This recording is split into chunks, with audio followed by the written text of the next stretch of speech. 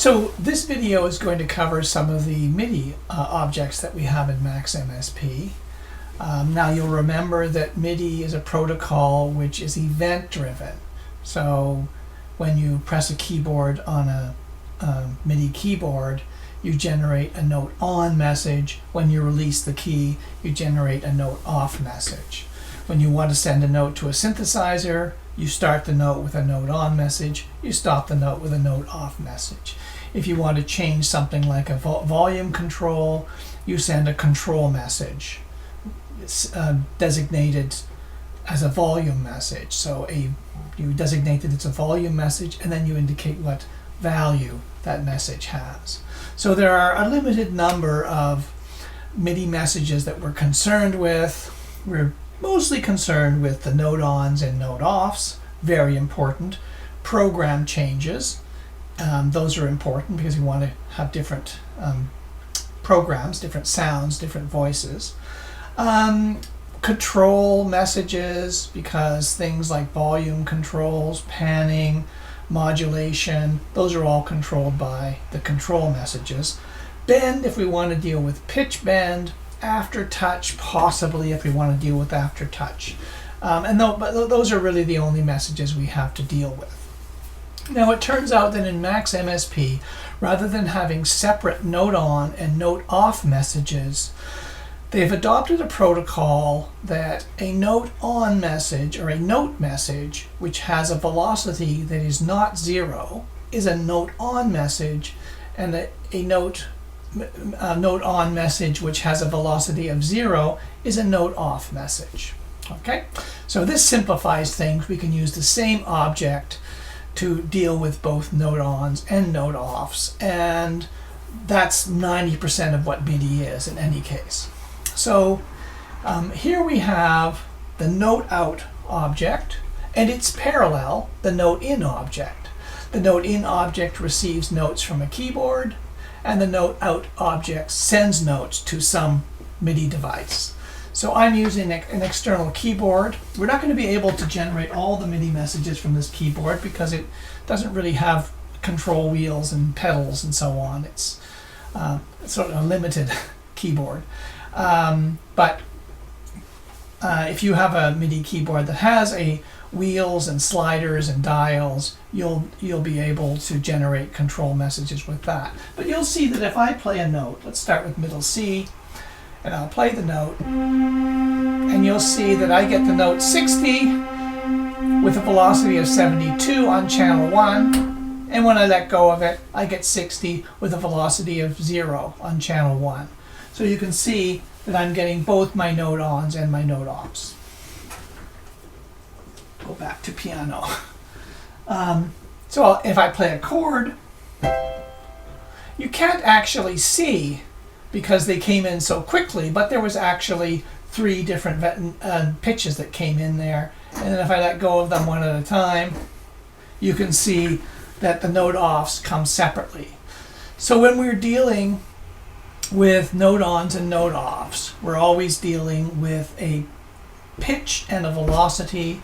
When we want to turn the note off, we're sending a velocity of 0. It's fairly simple.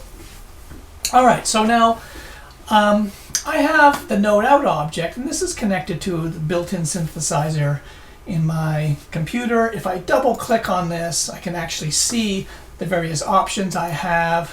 I can also use this MIDI info to bang and get the various synthesizers. If I wanted to send a note to this keyboard, I would choose this particular MIDI device, but I want to send it just internally to the built-in synthesizer, so I'll select that one. So if we think about how patches work, here's our note out going on to channel 1. If we simply say, how about a velocity of 100, and then give it a pitch, then a velocity of 0, and a pitch to turn it off. Now that's very, very slow to do, so why don't we send a list into the first inlet to turn a note on, turn a note off. Okay. Let's change to a different patch so we can hear. Let's choose 43, which is a cello or something. And then we can actually hear.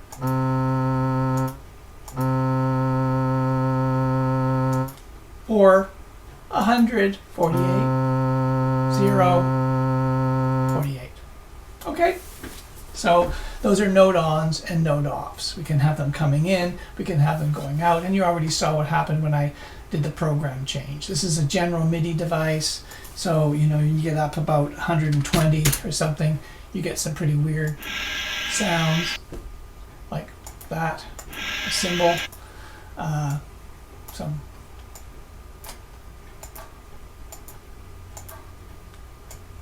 not sure what those are, some kind of phone ringing, I don't know. And if you go back down to around 1, you get a piano sound. Okay, so those are program outs, and those are note outs.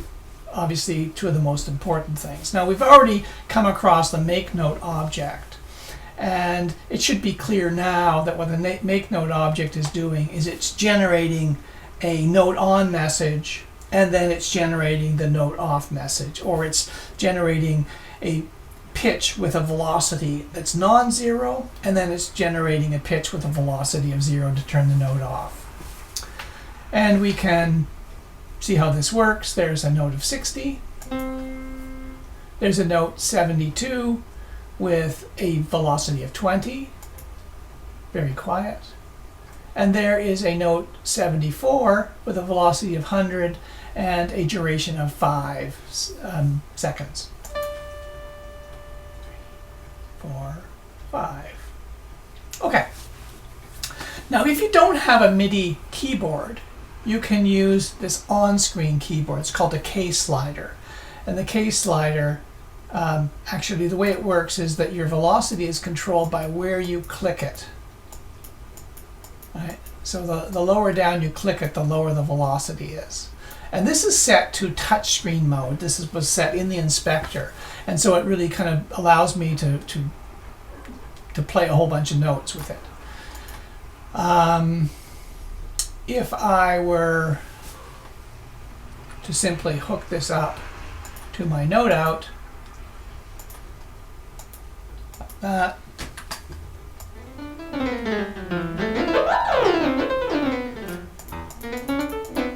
so I can play it like a crazy keyboard player.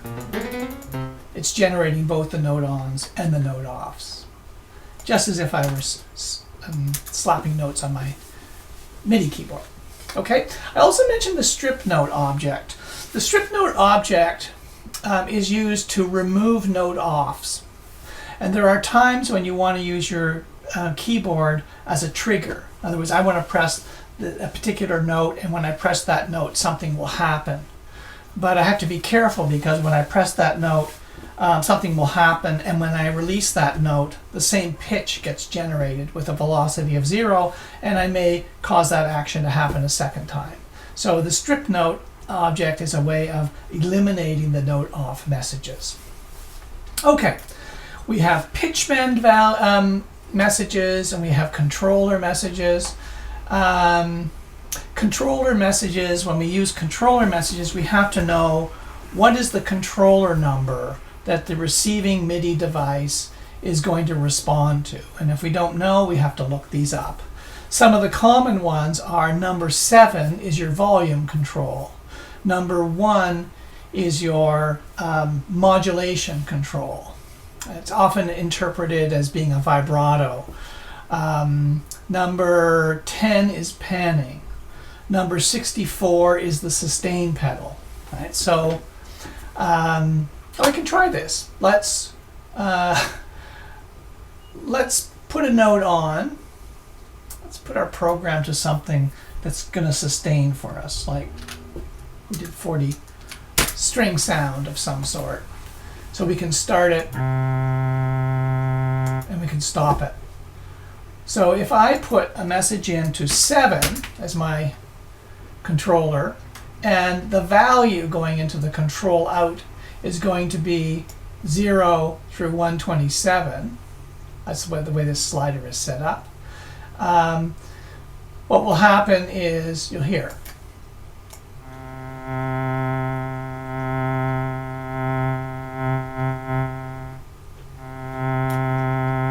So I'm basically treating that like it's a foot pedal.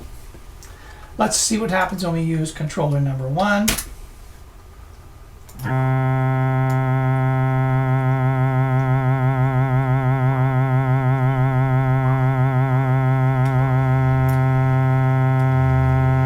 Okay, so you can hear the vibrato being increased.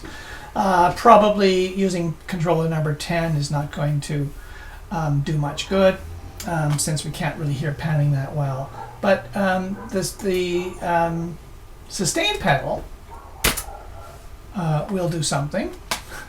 So I can put a value of 64 with the controller number 64, and a value of 127 will turn on my sustain pedal, and a value of 0 will turn it off. So I'm going to turn it on, and you'll hear, even though I stop the note, it's still sounding until I turn down the value. As soon as it's not 127, it turns off.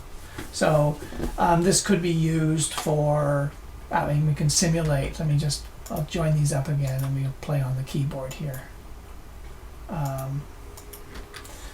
So I'm going to put my pedal down and then play some notes.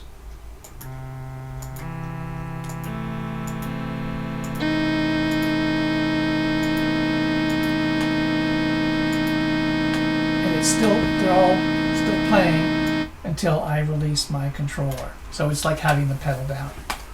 Okay? Pitch bend. Why not?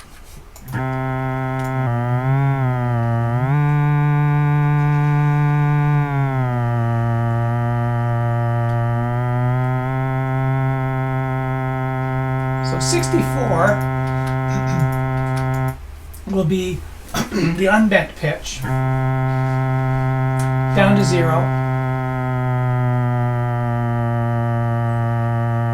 and then up to 127.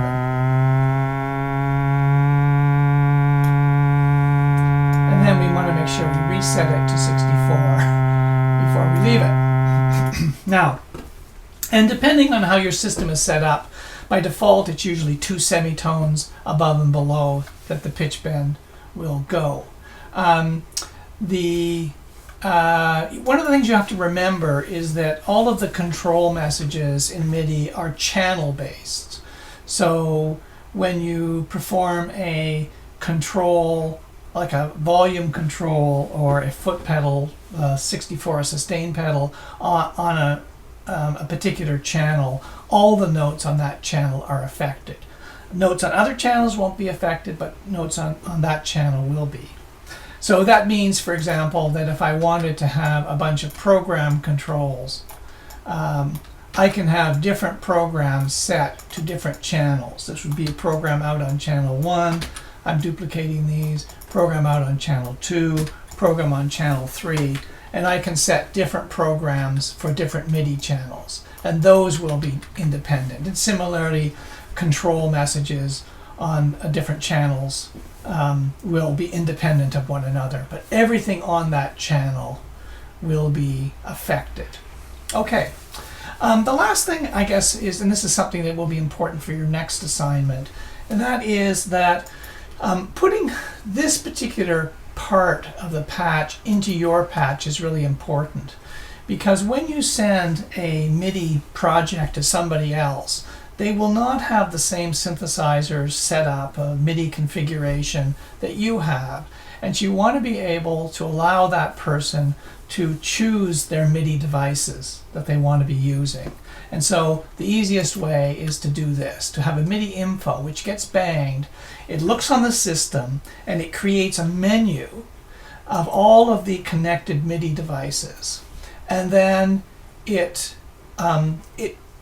middle outlet of that menu can be connected to all of the MIDI objects that that you're using in a patch. In fact, so if this were done properly, I would be connecting this using a trigger to this and this to this, this to this, this to this, so that all of the MIDI objects that are going out are all switched if I switch my MIDI device. So I mentioned that now. We'll deal with it again probably next week. There are a few other MIDI devices. Maybe there's one more that I'll mention, and that is the MIDI in,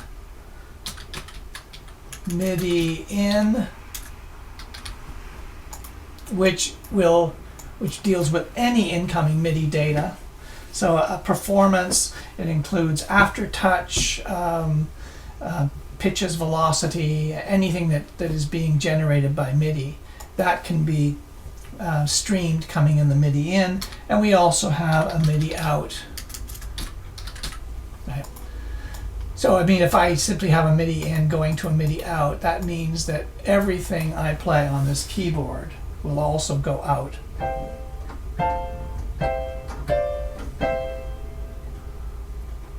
Okay.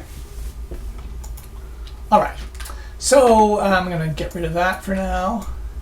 That's a pretty good overview of MIDI. I think the important thing to understand is that Max has separated the MIDI messages into categories. So notes are handled by note ins and note outs. Controls are handled by control in and control out. Pitch bends are handled by bend in and bend out. You obviously incorporate those in your patch as they are needed. Typically using the make note object as a fast way of generating the note on, note off pairs. So we tend to use that when we're creating pieces that involve generating MIDI data. It's much too slow to sort of be calculating when am I going to push the note off to stop that note. Let's let an object like make note handle that. So that's the MIDI world in Max MSP.